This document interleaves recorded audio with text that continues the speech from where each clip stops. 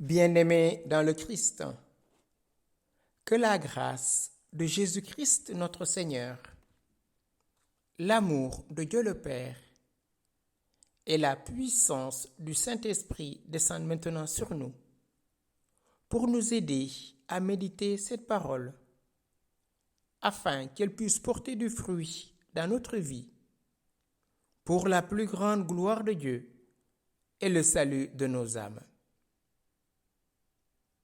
En ce 14e dimanche du temps ordinaire, j'aimerais méditer avec vous l'Évangile de Jésus-Christ selon saint Matthieu, au chapitre 11, du verset 25 au verset 30.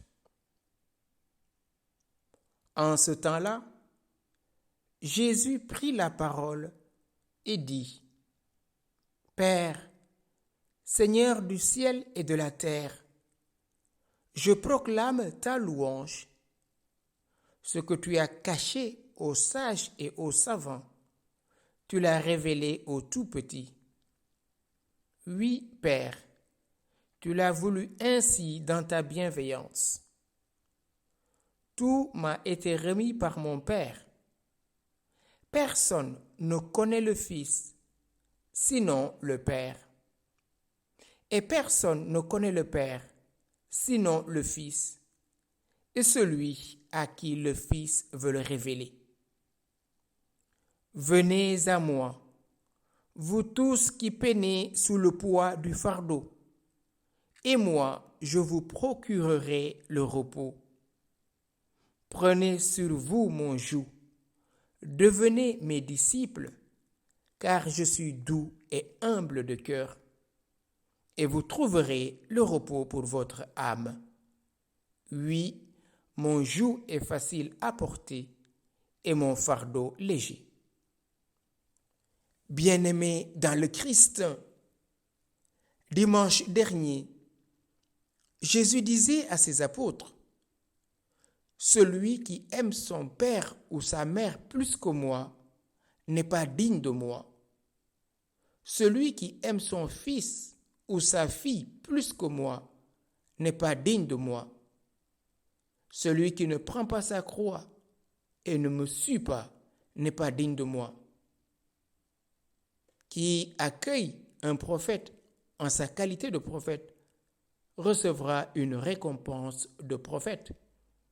Qui accueille un homme selon sa qualité de juste recevra une récompense de juste. Et celui qui aura donné un verre d'eau fraîche à ses petits recevra une récompense. Aujourd'hui, Jésus nous parle et il nous invite à venir à lui. Jésus commence par louer son Père. Père, Seigneur du ciel et de la terre, je proclame ta louange. Jésus commence par louer son Père, Seigneur du ciel et de la terre. Autrement dit, celui qui est au-dessus de tout, celui qui est capable de tout, celui qui peut tout, et celui par qui tout est créé. Et il l'appelle Abba, Père. Et le Père règne dans le cœur du Fils. Et le Fils reçoit tout l'amour du Père. C'est ce qu'on a entendu le jour de son baptême dans le Jourdain. L'Esprit descendit sur lui sous forme de colombe, et la voix du Père se fit entendre. Celui-ci est mon Fils bien-aimé, en qui j'ai mis tout mon amour. C'est ce Fils qui a reçu tout l'amour du Père, qui le loue. Et pourquoi Jésus loue-t-il son Père ? Parce que ce que tu as caché aux sages et aux savants, Père, tu l'as révélé aux petits. Louer quelqu'un, c'est reconnaître ses bienfaits, c'est reconnaître ses qualités, c'est reconnaître sa grandeur, c'est reconnaître sa bonté. Et Jésus loue son Père parce qu'il a reçu toutes les révélations.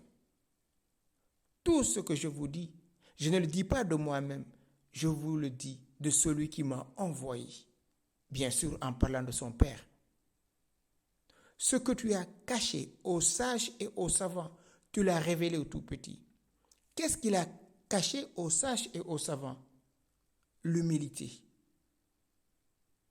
Le savant, c'est celui qui sait tout. C'est celui qui se targue de tout. C'est celui qui croit tout savoir. Et il oublie l'auteur de toute sagesse. Car la sagesse commence par la crainte de Dieu. Et ceux qui se proclament aujourd'hui sages ou savants dans notre monde ont rarement la crainte de Dieu comme attribut premier. Les petits, les anaïm, les pauvres, Jésus dira heureux les pauvres de cœur, le royaume des cieux est à eux. Qu'est-ce que le Père a révélé aux tout petits? Qu'il est un Père et nous sommes ses enfants. Avec le Fils, comme dira Paul dans la lettre aux Romains 8, nous sommes héritiers et co-héritiers du Christ. Qu'est-ce qu'il nous révèle le Père? Que nous avons du prix à ses yeux. Chacun de nous est aimé d'un amour unique. Et voilà ce que le Père nous révèle. Oui, Père, tu l'as voulu ainsi dans ta bienveillance. Tout m'a été remis par mon Père. Personne ne connaît le Fils, sinon le Père. Et personne ne connaît le Père, sinon le Fils. Et celui à qui le Fils veut le révéler. Appeler Dieu Père et prendre Dieu comme Père, cela ne vient que du Christ. Car personne ne connaît le Père. Mais le Fils qui est dans le sein du Père, lui nous l'a révélé, comme nous le rappelle le prologue de l'évangile de Jean.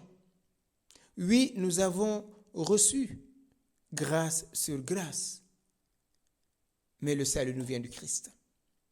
C'est lui qui nous révèle le Père, et il nous dit que le Père est un Père lent à la colère, et riche en miséricorde et plein de bonté.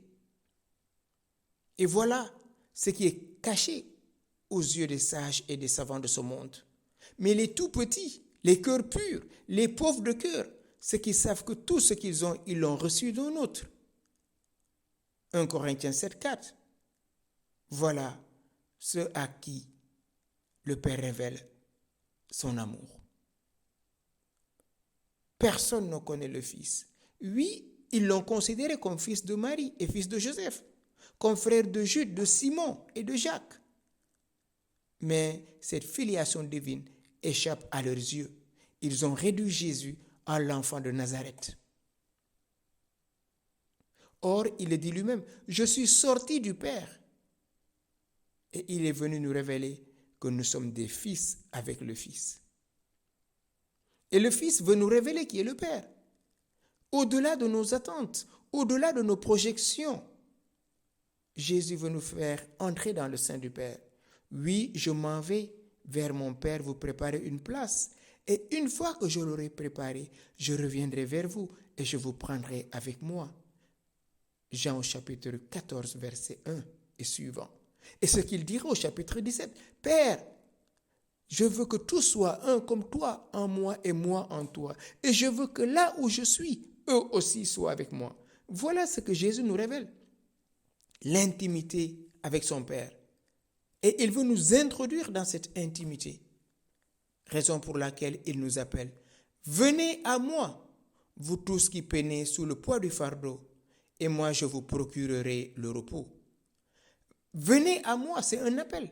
Parce que Jésus sait que nous sommes incapables par nous-mêmes de venir à lui. Mais c'est parce qu'il appelle, il donne la force de répondre. Et nous ployons sous le poids du fardeau, c'est-à-dire de notre péché, de notre ignorance. Car comme le rappelle le prophète Osée, mon peuple périt faute de connaissance. Cette ignorance nous pousse à rejeter l'amour du Père en nous attachant aux biens périssables et fugaces de ce monde. Oui, frères et sœurs, Jésus nous l'a dit, la porte étroite, peu de gens le prennent. La plupart préfèrent la porte large, qui est la porte de la perdition. Être dans la souffrance et continuer de croire en Dieu. Être dans des difficultés, dans les tourments et continuer de croire en Dieu. Voilà la porte étroite, frères et sœurs. Voilà ce à qui Jésus destine le royaume. Vous tous qui peinez sous le poids du fardeau, venez à moi et je vous procurerai le repos. Le repos, c'est quoi? C'est cette union de notre âme à Dieu qui passe par le respect de ses commandements. Raison pour laquelle il nous dit, prenez sur vous mon joug, devenez mes disciples. Cette image du joug, le joug est une pièce de bois très lourde, très solide, qui attachait deux animaux, particulièrement les bœufs, qui étaient en train de tuer la charrue. On attelait deux bœufs et ce joug permettait que ces deux bœufs puissent tirer ensemble la charrue. Au sens figuré, prendre le joug suggère donc que l'on s'attache à quelqu'un pour marcher du pas à pas, attelé à la même tâche. Prenez sur moi, prenez sur vous mon joug. Donc Jésus, en nous donnant son joug, nous attelle à lui pour que nous marchions pas à pas, comme il a marché avec les disciples d'Emmaüs. Il continue de pérégriner avec chacun d'entre nous, frères et sœurs. Ne pensons pas que nous sommes seuls. Nous sommes toujours avec le Christ, dans nos joies comme dans nos peines, dans nos épreuves comme dans nos difficultés. Le Christ marche avec nous. Nous sommes liés à lui. Nous portons son joug et son joug est léger. C'est en acceptant de poser nos pas sur ses pas, en acceptant de renoncer à nous-mêmes, de prendre notre croix, comme il nous l'a rappelé dimanche dernier, que nous pourrons devenir ses disciples. Le disciple, c'est celui qui est attaché à son maître, comme l'homme quitte son père et sa mère et s'attache à sa femme. Ainsi, le disciple quitte tout pour s'attacher à son maître, pour participer à la glorification de son maître, pour jouir des connaissances de son maître. Et Jésus dit, prenez sur vous mon joug. Pourquoi? Parce qu'il nous a déjà procuré le repos. Il nous a déjà libérés du fardeau de nos péchés. Et il nous charge de son joug qui est sa croix. Sa croix, frères et sœurs, est source de bénédiction. La croix est une épée tranchante qui coupe tous les liens. La croix est un pont qui unit le ciel et la terre. La croix est ce lieu de passage des ténèbres vers la lumière, de la haine vers l'amour, de la mort vers la vie. Arrêtons de dire ma croix est trop lourde. Qu'est-ce que j'ai fait à Dieu? Sans le Christ, personne ne peut porter une croix, minime soit-elle. C'est son joug que nous portons. Pourquoi? Parce qu'il est doux et humble de cœur. Il est doux et humble de cœur parce qu'il a tout porté. Tout porté. Et nous devons marcher pas à pas avec lui. Jésus nous dit, prenez sur vous mon joug. Et donc nous sommes liés au Christ. Devenir disciple réclame de pratiquer les commandements du Christ. C'est l'amour que vous aurez les uns les autres qu'on saura que vous êtes mes disciples. Et donc devenir disciple, c'est accueillir le joug du Christ. C'est être doux et humble de cœur comme le Christ. C'est accepter de déposer nos fardeaux pour entrer en pleine communion avec lui. Jésus nous propose de déposer nos fardeaux trop lourds et de prendre son joug. Et c'est là où nous trouvons le repos pour notre âme. Son joug à lui, c'est tout simplement la loi d'aimer. C'est lui qui nous en donne la force. Il nous demande même d'aimer nos ennemis. Humainement, ce n'est pas possible, Jésus. Mais comme c'est toi qui le commandes, tu donnes la force de le réaliser. Quant au repos, c'est également un mot familier qu'on entend dans les psaumes. Dans l'Ancien Testament, la terre promise était considérée comme ce lieu de repos que Dieu accorde à son peuple. J'ai dit, ce peuple a le cœur égaré. Il n'a pas connu mes chemins. Jamais ils n'entreront dans mon repos. Nous rappelle le psaume 95. Et donc la lettre aux Hébreux nous dit, empressons-nous donc d'entrer dans ce repos, parce que le Christ nous accorde un jour nouveau. Hébreux 4, verset 11. Jésus, frères et sœurs, continue à nous inviter. Vous trouverez le repos. Oui, mon joug est facile à porter et mon fardeau léger.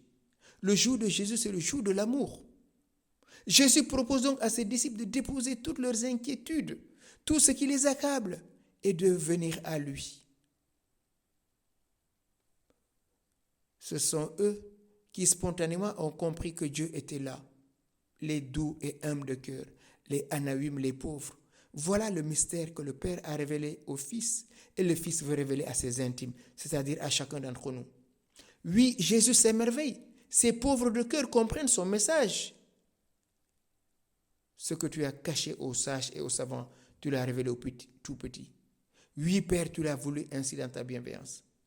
Oui, frères et sœurs, chaque fois que Jésus est mis devant l'évidence de la foi, il manifeste sa joie et sa reconnaissance au Père. L'Évangile nous révèle ainsi que ce qui est la véritable prière d'action de grâce, bonheur filial émerveillé devant l'initiative de Dieu, se révélant aux hommes. Ce n'est pas vous qui m'avez choisi, dit Jésus, c'est moi qui vous ai choisi et établi. Oui, tout m'a été remis par mon Père. Personne ne connaît le Père. Oui, mon frère, ma sœur, accepte aujourd'hui d'avancer vers Jésus pour déposer ton fardeau, pour déposer ta maladie, pour déposer ta malchance, pour déposer tout ce qui t'accable et accepte de prendre ce jour léger. Accepte de te laisser aimer et accepte que le Christ vienne aimer en toi ce dont tu es incapable d'aimer, ce dont tu es incapable de faire. Laisse Jésus le faire pour toi maintenant. Ensemble, déposons nos fardeaux devant Jésus, au pied de sa croix. Seigneur Jésus, tu nous invites à venir à toi. Tu connais ma souffrance, tu connais ma désolation, tu connais mes luttes, tu connais ma vie. Même les cheveux de ma tête, tu les connais. S'il te plaît, aide-moi à déposer au pied de ta croix mon fardeau, mes inquiétudes, tout ce qui m'accable. Par la puissance de l'Esprit Saint, donne-moi de venir à toi. Esprit Saint, toi qui fais toutes choses nouvelles, aide-moi à entrer dans cette communion trinitaire avec le Père et le Fils dans l'Esprit Saint. Car personne ne peut dire Jésus est Seigneur sans toi, Esprit Saint. Mais personne ne peut appeler Dieu Abba Père sans le Christ. Trinité bienheureuse, entre tes mains, je remets ma vie. Je remets la vie de mes frères et sœurs, maintenant et pour les siècles des siècles. Amen.